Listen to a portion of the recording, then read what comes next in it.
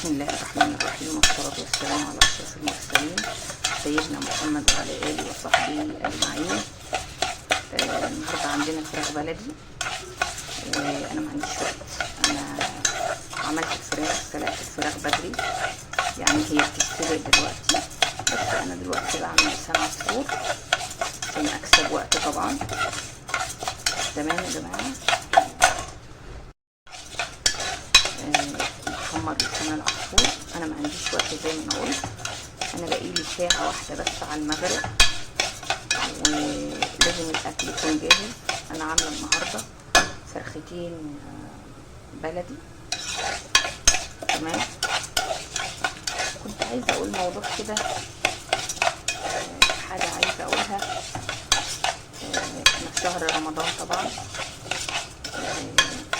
شهر رمضان هو شهر الإحسان، شهر البركة وشهر الخير. يعني أنا بقول الناس كلها خاصمة بعضيها، يعني تصالح بعضيها كده وتكلم بعضيها. دقيقة واحدة بس وأرجع لكم. الموضوع اللي أنا هتكلم فيه قصة حصلت بحق وحقيقي. القصة دي بتقول إيه بقى؟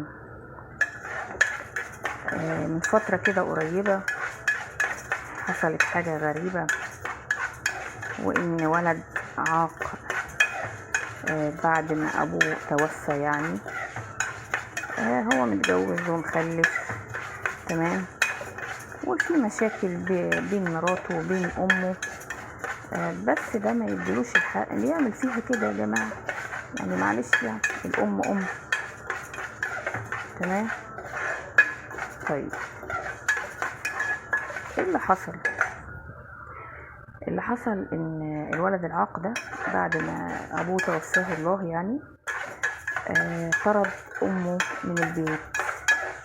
تخيلوا معايا انه بيطرد امه من البيت. يطرد امه ده، يطردها، دي حاجة يعني ربنا ما يرضاهاش، واحنا ما نرضاش بيها، ولا الرسول عليه الصلاة والسلام كان ممكن يرضى بيها في عصره يعني، او في زمنه، لو حد كان مثلا عملها ولا حاجة.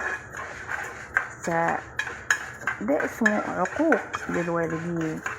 يعني انت بعد ما والدك توفى عملت في امك كده ليه؟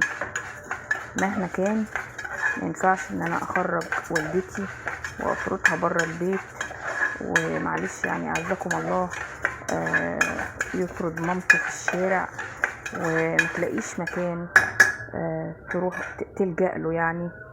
وشايفين يا جماعة لسان العصفور خلاص اهو كده حمر. تمام. الكاميرا ظلمة لسان العصفور، فانا هطفي عليه واركنه على جنب لغاية بقى ايه مسقيه بالشوربة. تمام. هنا بقى الفراخ بتاعتنا اهي، الفراخ البلدي.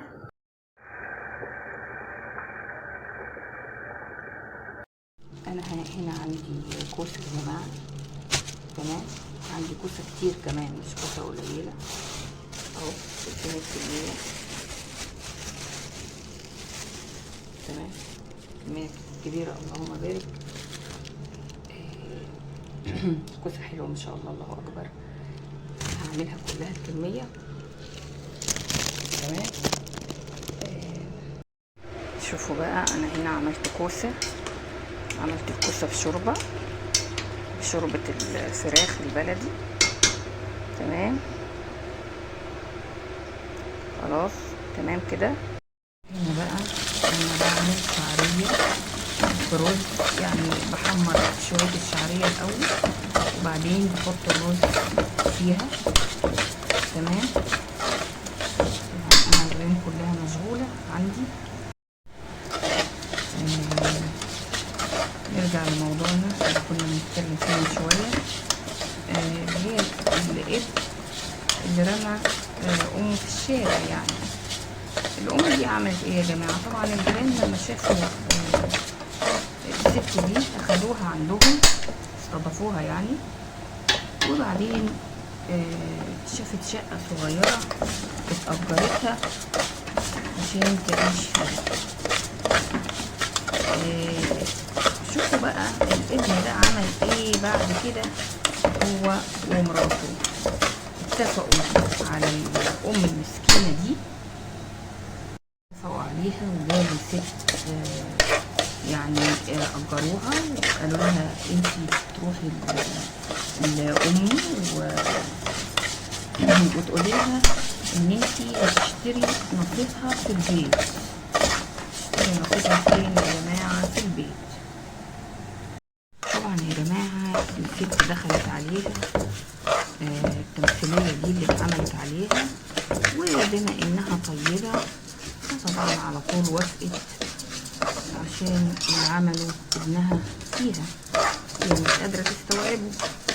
فراحت على طول باعت للست دي من غير ما تعرف ان ابنها مرات ابنها ورا قصة البيع.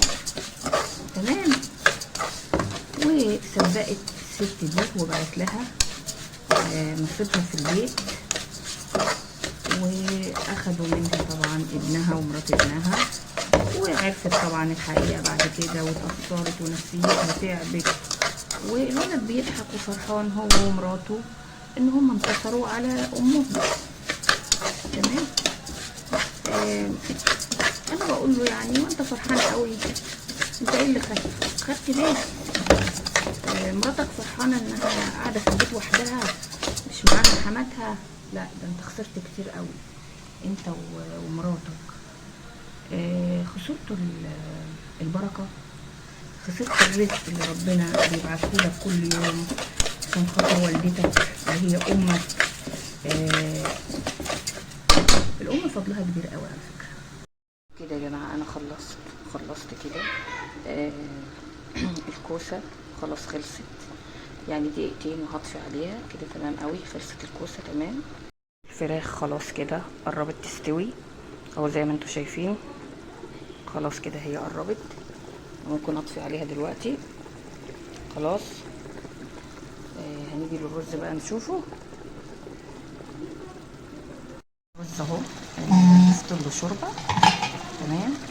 اول ما يشرب الميه دي كلها اوطي عليه شمعه، وبعد ما يستوي هطفي عليه وكده اكون خلصت كل الفطار النهارده. فطارنا كان خفيف، عباره عن فراخ بلدي ورز بشعريه وكوسه بالشوربه، وكمان عملت كمان لسان عصفور، حاجه خفيفه خالص.